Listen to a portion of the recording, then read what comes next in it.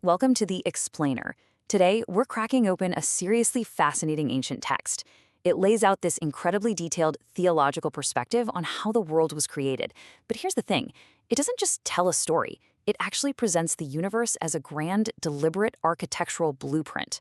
We're going to see how this narrative treats the divine creator literally like a master engineer, systematically constructing the cosmos and humanity piece by piece. Okay, let's dive right into this. We're breaking this blueprint down into 4 distinct phases. First, constructing the cosmos. Second, the breath of life. Third, the anatomy of Adam. And finally, free will and mortality. All right, phase 1, constructing the cosmos, setting the macro scale. Let's look at the very first steps of this epic engineering project. So we've got this brilliant timeline mapping out the chronological phases of creation. According to the text, the heavy lifting really kicks off on Tuesday, the 3rd day, and runs straight through Friday. You can clearly see a highly methodical builder at work here. Every single day has a very specific purpose, moving from the foundational environment all the way up to the creation of man.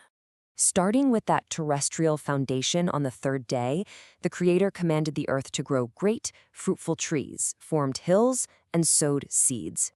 This is actually when paradise was planted and explicitly enclosed. And man, I absolutely love the intense imagery here. The Creator placed armed, flaming angels as guardians right over it. The text states this was done to create renewal, basically setting up a protected, perfectly calibrated environment. And this brilliantly illustrates exactly what happens next on the 4th day, Wednesday. The Creator moves from the earth up to the sky, commanding great lights to sit on specific heavenly circles. It's organized almost like a complex machine. So on the first uppermost circle, Chrono, the stars, are placed. Then, as we move down through the layers, we see Aphrodite, Eris, Zeus on the 5th, Aramis on the 6th, and finally the lesser moon adorned with lesser stars on the 7th. But here's the kicker. These weren't just put there to look pretty. This was the establishment of a literal cosmic clockwork. The lower circle holds the sun to illuminate the day, and the moon and stars for the night. More than that, the sun was intentionally designed to align with 12 animal zodiac signs. This precise arrangement governed the strict passage of time. It appointed the succession of months, what the text calls their thunderings, and very specifically, their hour markings. Basically, the universe was ticking. Moving on to phase 2, the breath of life, populating the blueprint. Now that the cosmic machine is up and running, the narrative transitions down to the buzzing, living, terrestrial realm.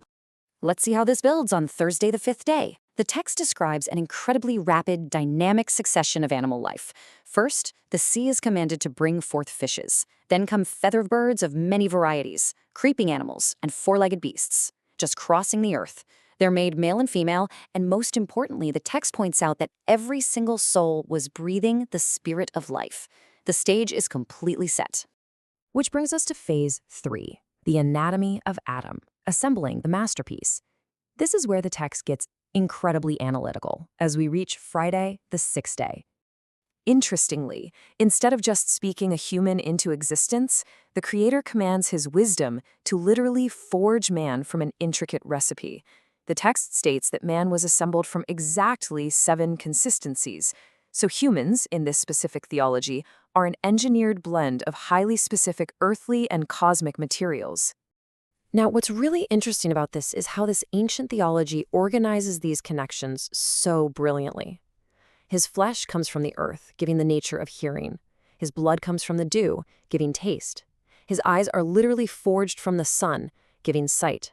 His bones are made from stone for endurance. His intelligence comes from the swiftness of angels and clouds, granting sweetness or enjoyment. His veins and hair are woven from grass for touch, and his very soul comes from the wind, giving smell.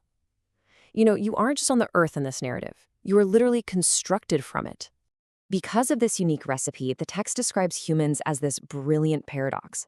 Man is made of both visible and invisible nature. The Creator actually calls him small in greatness, and again, great in smallness. He's placed on the earth as a glorious second angel, endowed with speech and divine wisdom. Ultimately, he is appointed as an earthly ruler, totally unlike any of the other creatures the Creator had made so far. And the Creator gives this masterpiece a name, Adam. But even the name itself is an architectural blueprint.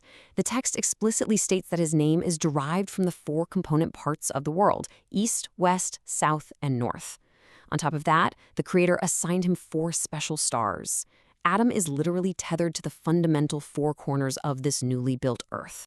Finally, phase 4, free will and mortality, the final variable. Here, we move away from physical engineering and get into the heavy burden of moral agency. Immediately after assigning Adam his name and his stars, the Creator shows him the 2 ways. This is framed as light versus darkness, good versus bad. The earthly ruler was endowed with intellectual capabilities, sure, but now he's presented with a profound choice. So why introduce this choice at all? Well, the text gives us a direct quote from the Creator's own reasoning, that I should learn whether he has love towards me or hatred, that it be clear which in his race love me. Humanity's invisible spiritual nature was designed specifically so they could be morally tested. The Creator wanted genuine love, and, genuine love requires the free will to choose otherwise. But the Creator instantly recognizes a profound dilemma. The text notes that while the Creator sees Adam's nature perfectly, Adam doesn't fully see his own nature. Because of this blindness, the Creator knows Adam will eventually sin, and this leads to a pretty haunting question posed right in the text. After sin, what is there but death? So, the crucial point is how the text resolves this dilemma. The Creator puts Adam to sleep, takes a rib, and creates him a wife. But look at the explicit reasoning provided in the text, that death should come to him by his wife. In this narrative, the creation of Eve is deliberately and inextricably linked to the introduction of human mortality. Death wasn't some cosmic accident, it was a built-in consequence, designed right into the fabric of human relationships and moral agency. The text concludes the sequence with Adam taking his last word and calling her name Mother, that is to say, Eva. Think about that. She brings mortality, yet her very name means mother, the bringer of life.